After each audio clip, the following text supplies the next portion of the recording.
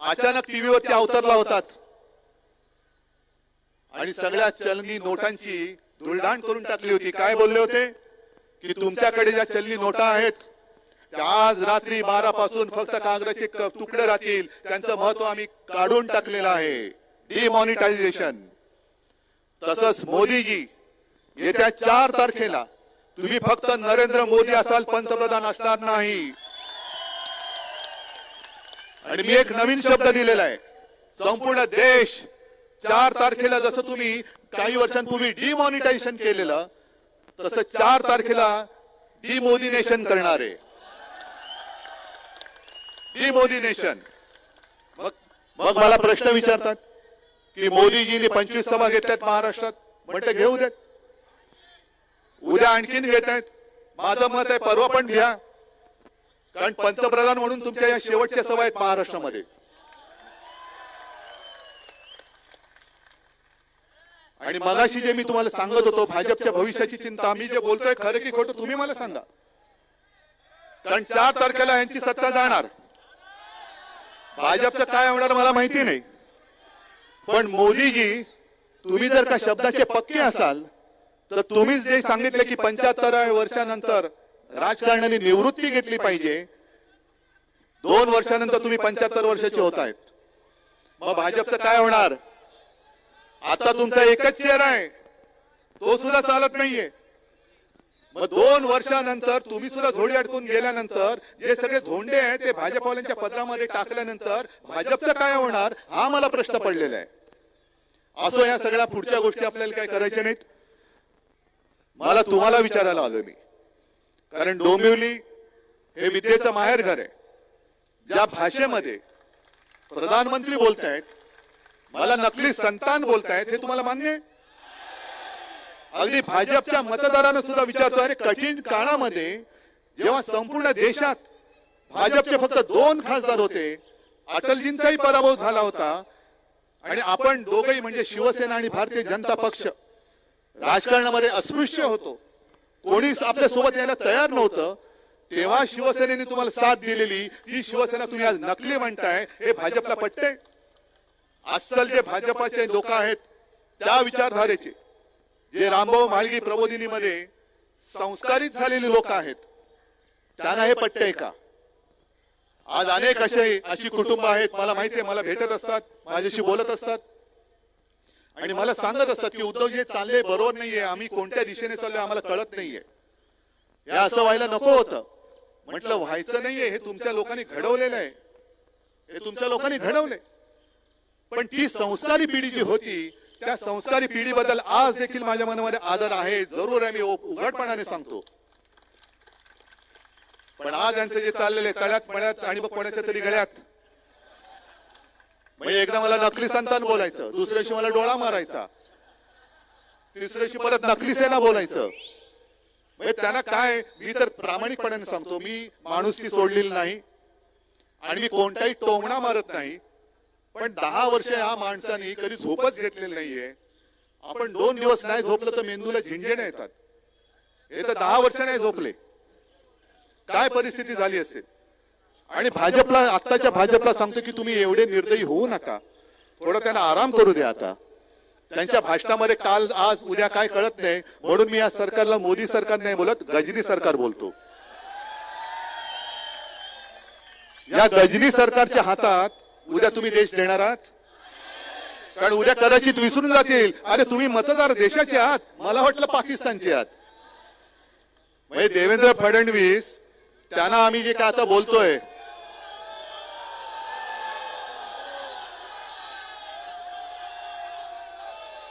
काय बोललात?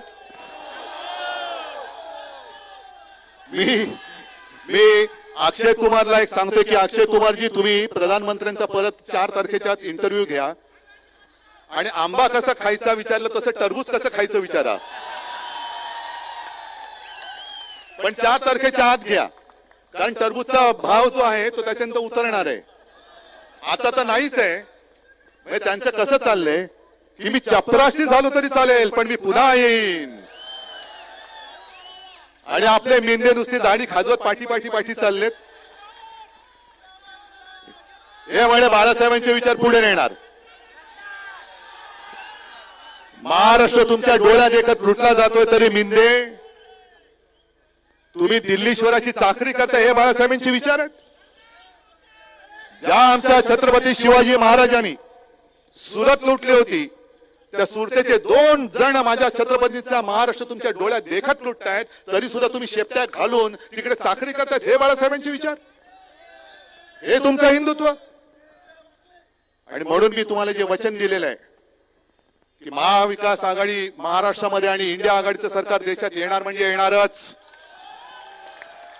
आणि इंडिया आघाडीचं सरकार आल्यानंतर महाराष्ट्राची होणारी लूट ही पहिल्या प्रथम मी थांबवणार.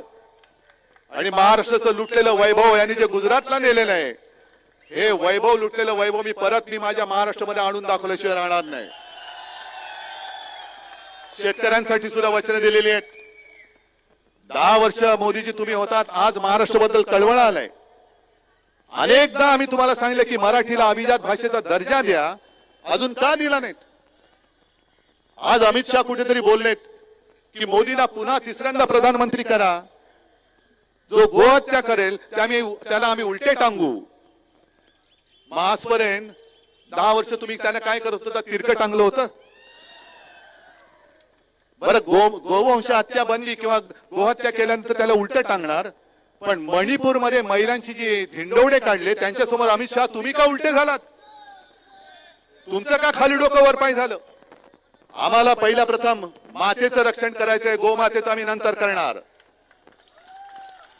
कारण सावरकर पाहिजेत ना तुम्हाला, तर सावरकरांचे गायीबद्दलचे विचार सुद्धा काय होते हे मोदीजी जरा तपासून बघा, वाचून बघा. आम्ही मातेचं रक्षण करतो कारण छत्रपती शिवाजी महाराजांनी आम्हाला शिकवण दिलेली आहे की परस्त्री ही माते समान.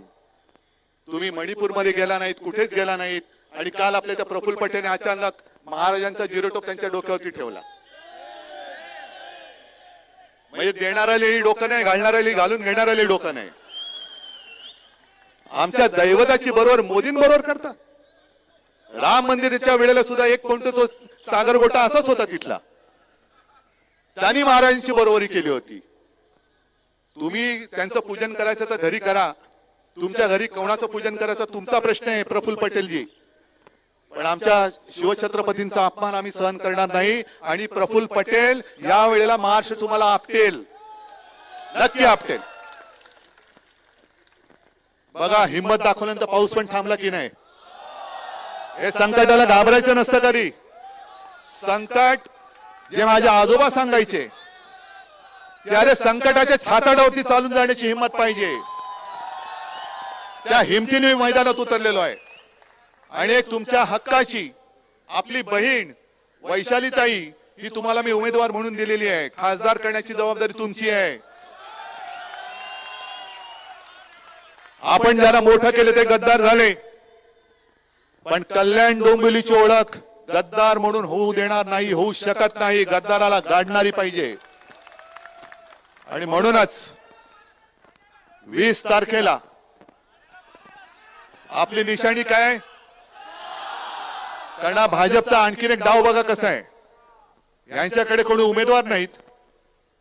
आता मी अनेकदा बोललोय की भाजपला राजकारणात पोर होत नाही तर माझा काय दोष आहे? तुम्हाला नाही होत पोरं त्याच्यात राजकारणामध्ये, घेताय आमची तुम्ही चोरून. म्हणजे आमच्या राजकारणातली पोरं सुद्धा तुम्ही चोरलीत आणि माझे वडील पण चोरलाय. मग तुमचं कर्तृत्व काय? तुमचं कर्तृत्व काय? कमळाबाई, कमळाबाई काय कामाची आहे? मग जर यांचं काही कामाचे नसतील तर जो नाही कामाचा तो नाही रामाचा, तो नाही रामाचा. पण हे भाजपचे जे नीच डाव आहेत की शिवसैनिकच एकमेकांमध्ये लढवायचे. मी येताना काही जण बघत होतो काय आपली चोरलेली निशाणी घेऊन फिरत होते. अरे माझी निशाणी चोरतोय, चोर तो चोर वर शिरजोर. आणि एक गद्दार जे आज आपल्या अंगावरती येत आहेत, जरा 4 तारखेपर्यंत थांबा. तुमचा जो गॅसचा फुगा झाला त्याला बरोबर टाचणी कशी मारतो ती मी बघा. पण हे सगळं मी बोलतोय हे तुमच्या जोरावरती बोलतोय. तुम्ही साथ देणार आहात ना? विजय मिळून देणार आहात ना? पैशाचा महापूर येईल, आयुष्य विकणार आहात, भविष्य विकणार आहात, खोक्यामध्ये बंद होणार आहात. मग एकच वचन मला द्यायचं की हातामध्ये जी मशाल आहे त्या मशालेने हुकुमशाहीचं बूड जाळून भस्म झाल्याशिवाय आम्ही थांबणार नाही. या बघा मशाली पेटलेल्या आहेत. लावा सगळ्यांनी मोबाईलचे टॉर्च लावा, जरा सगळ्यांनी लावा. ठीक आहे, सगळ्यांना धन्यवाद देतो. आणि वैशालीताई, आता तुमची जबाबदारी आहे. गद्दाराच्या विरुद्ध मला निसट्टा विजय नकोय. असा गद्दाराला गाडा की पुन्हा कित्येक पिढ्या कल्याण डोंबिवलीमध्ये गद्दारीचा किडा वळवळता कामा नये. जय हिंद, जय महाराष्ट्र.